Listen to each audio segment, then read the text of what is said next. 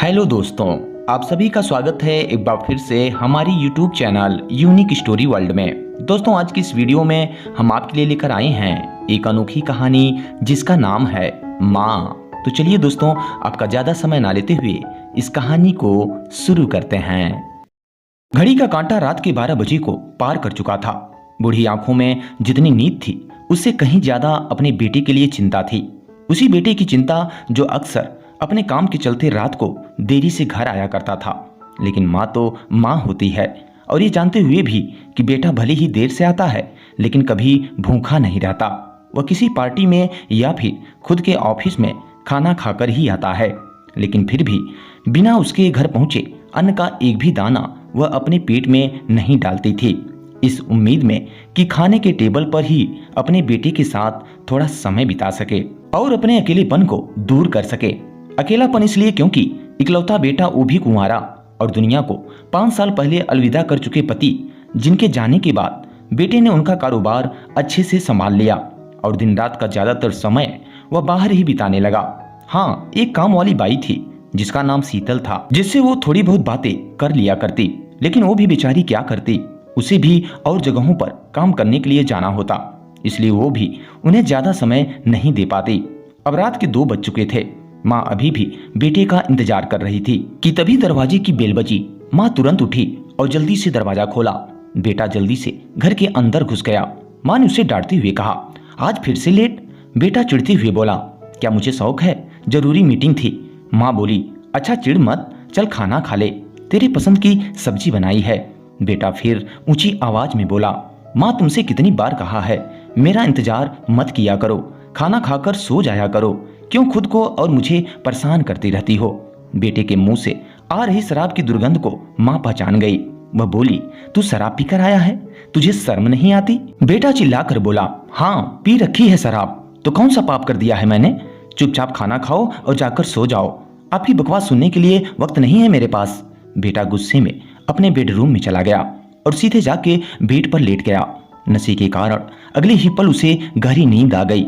माँ उसके कमरे में आई, उसके जूते और मोजे उतारे, उसे चादर उड़ाई और पास बैठकर उसके सर पर हाथ फेरते हुए गहरी सोच में डूब गई। घंटे भर वहां बैठने के बाद वह अपने कमरे में जाकर सो गई। सुबह बेटे के कमरे के दरवाजे पर शीतल ने दस्तक दी। नींद में ही बेटे ने पूछा, कौन है? शीतल बोली, मैं हूँ मालिक, कमरे में झाड़ू लगाना है। बेटा बिना आंख खोले ही बोला, ठीक है, सफाई करके दरवाजा बंद करके जाना। शीतल अपने काम में लग गई। झाड़ू मारते मारते शीतल की नजर बेड के नीचे पड़े वॉलेट पे पड़ी, जिसमें कुछ जरूरी कार्ड्स के साथ ही कई नगद रुपए भी थे। शीतल ने वॉलेट उठाया। उसने एक बार वॉलेट को और एक बार अपने सोते हुए मालिक को देखा, फिर वॉलेट को अपने मालिक के तकिए के पास रखकर वह चली गई। सुबह उठकर बेटा 10 बजे अपने ऑफिस के लिए निकल गया। रास्ते में पेट्रोल पंप पर पेट्रोल भराने के लिए उसने गाड़ी रोकी और पैसे देने के लिए अपना वॉलेट निकाला, लेकिन वॉलेट में तो पैसे ही नहीं थे। उसने वॉलेट को अच्छे से चेक किया, लेकिन फिर भी उसे पैसे नहीं दिखे। अंत में उसने कार्ड से पेमेंट किया और अपने ऑफिस चला गया। ऑफिस पहुंचकर बेटा अपने बिजी शेड्यूल में लग गया। अपने कस्टमर को वो नए प्रोडक्ट के बारे में प्रेजेंटेशन दे रहा था कि तभी उसके फोन की घंटी बजी। फोन पर माँ का नाम आ रहा था। उसने फोन ना उठाकर उसे साइलेंट मोड पर कर दिया, लेकिन फिर भी माँ बार बार कॉल कर रही थी, इसलिए परेशान होकर बेटे ने फोन उठाया और साइड में जाकर अपनी माँ से बात करने लगा। बेटा बोला, क्या करती हो माँ? अगर मैं फोन नहीं उठा रहा तो आपको समझ जाना चाहिए कि मैं कोई जरूरी काम कर रहा हूँ। यहाँ पर मैं बहुत जरूरी मीटिंग में हूँ, मैं आपसे बाद में बात करता हूँ। माँ बोल रही थी, बेटा लेकिन एक बार डॉक्टर। पर बेटे ने बिना उसकी पूरी बात सुने ही फोन काट दिया और फिर से अपने काम में लग गया। माँ को जैसे ऐसे बर्ताव की आदत पड़ चुकी थी, फिर भी उसके चेहरे पर दुख साफ देखा जा सकता था। माँ ने शीतल को आवाज लगाई और बोली, बेटा थोड़ा रजाई तो ओढ़ा देना, सुबह से ठंड लग रही है मुझे। शीतल ने माँ को रजाई ओढ़ाई और थोड़ी देर तक उनके पैर दबाती रही। फिर जब शीतल जाने लगी तो पूछा, आपको और कुछ चाहिए माँ जी? माँ हिचकिचाती हुई बोली, बेटा मैं जानती हूँ तुम कई और जगहों पर काम करती हो, लेकिन क्या तुम थोड़ी देर और यहाँ बैठकर मुझसे बातें कर सकती हो? शीतल बोली, हाँ माँ जी, क्यों नहीं। वो वहीं पर बैठकर माँ से बातें करने लगी। अगले दिन बेटे का एक पार्सल आया। डिलीवरी बॉय को पैसे देते समय बेटे ने अपना वॉलेट खोला, पर उसने देखा कि इस बार भी वॉलेट में पैसे नहीं थे। बेटे ने यूपीआई से डिलीवरी बॉय को पेमेंट कर दिया। माँ के पास जाकर बेटा गुस्से में कहने लगा, देखो माँ, इस बार को लेकर यह चौथी बार हो चुका है कि मेरे वॉलेट में एक भी रुपया नहीं है।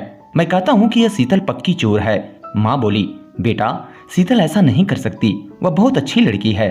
बेटा बोला, उसने तुम्हारे पैर दबाकर और तुम्हारे साथ चिकनी चुपड़ी बातें करके तुम्हें अपने जाल में फंसा लिया है, इसीलिए वो तुम्हें अच्छी ही नजर आएगी। आज तुम्हारे सामने दूध का दूध और पानी का पानी कर ही देता हूँ। ये कहकर बेटे ने शीतल को आवाज लगाई और अपने पास बुलाया। मालिक की इतनी ऊंची आवाज सुनकर शीतल दौड़ती हुई उनके पास गई। बेटे ने तुरंत शीतल पर आरोप लगाते हुए कहा, अगर तुम्हें किसी चीज की या पैसों की जरूरत थी तो मुझसे कह दिया होता, मैं तुम्हें दे देता। चोरी करने की क्या जरूरत थी? शीतल को पहले कुछ समझ में नहीं आया, फिर जब वह समझ पाई कि उसको चोर कहा जा रहा है, तब वह बोली, मैंने ऐसा कुछ भी नहीं किया है मालिक। अच्छा तो पुलिस बुला लेता हूँ, वही अब सच सामने लाएंगे, बेटे ने गुस्से से कहा। शीतल डरते हुए माँ की तरफ देखने लगी। माँ ने अपनी बेटी से कहा, शीतल ने चोरी नहीं की है, वॉलेट से पैसे मैंने निकाले हैं। बेटे ने कहा, माँ तुम उसे बचाने की कोशिश मत करो। माँ ने कहा, मैं उसको बचाने की कोशिश बिल्कुल भी नहीं कर रही हूँ, बल्कि मैं वही कह रही हूँ जो सच है। बेटा आवाज थोड़ी धीमी करते हुए बोला, तुम्हें ऐसा करने की क्या जरूरत थी माँ? अगर तुम्हें पैसे की जरूरत थी तो तुम मुझसे बोल देती, क्या मैं तुमको पैसे नहीं देता? माँ बोली, बेटा तुम यहाँ पर रहते ही कब हो जो मैं तुमसे बोल सकूं? जब तुम सामने आते हो तो सोने चले जाते हो, और जब फोन करती हूँ तो बिना बात किए ही फोन काट देते हो। अब तो तुमसे बात करने के लिए भी मुझे तुम्हारे ऑफिस में अपॉइंटमेंट लेनी पड़ती है, तब जाकर कहीं मेरा फोन तुम तक ट्रांसफर किया जाता है। जितने पैसे घर खर्च के लिए तुम देते हो वह तो घर के खर्च में ही खत्म हो जाते हैं। इसके अलावा भी कई खर्चे हैं बेटा, जिनके बारे में तुम जानते ही नहीं। आजकल मैं कितनी बीमार हो जाती हूँ, तब शीतल ही मुझे डॉक्टर के पास ले जाती है और मेरा इलाज करवाती है।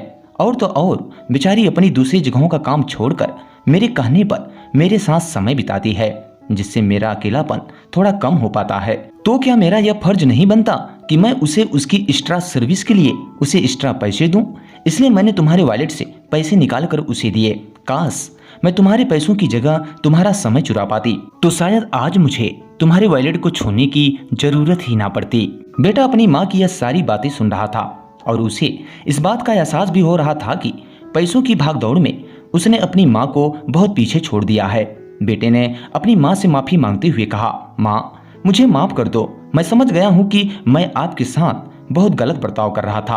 अब तक जो हुआ उसे तो मैं नहीं बदल सकता, लेकिन हाँ इतना वादा जरूर कर सकता हूँ कि अब आगे से आपके लिए वक्त जरूर निकाला करूंगा। दोस्तों हमें अपने जीवन में कामयाबी और पैसों के पीछे इतना भी नहीं भागना चाहिए कि हमारे अपने हमसे इतने दूर हो जाएं कि फिर कभी हम उनसे मिल ही ना पाएं। हम बड़े हो रहे हैं, यह याद रखने की जरूरत है, लेकिन हमें यह भी नहीं भूलना चाहिए कि हमारे बड़े अब बूढ़े हो रहे हैं और अब उनको हमारी ज्यादा जरूरत है। तो दोस्तों यदि आप भी अपने जीवन में अपने बड़ों के साथ कुछ ऐसा ही बर्ताव कर रहे हैं तो उसे आज ही सुधारें और उनके लिए थोड़ा सा वक्त जरूर निकालें।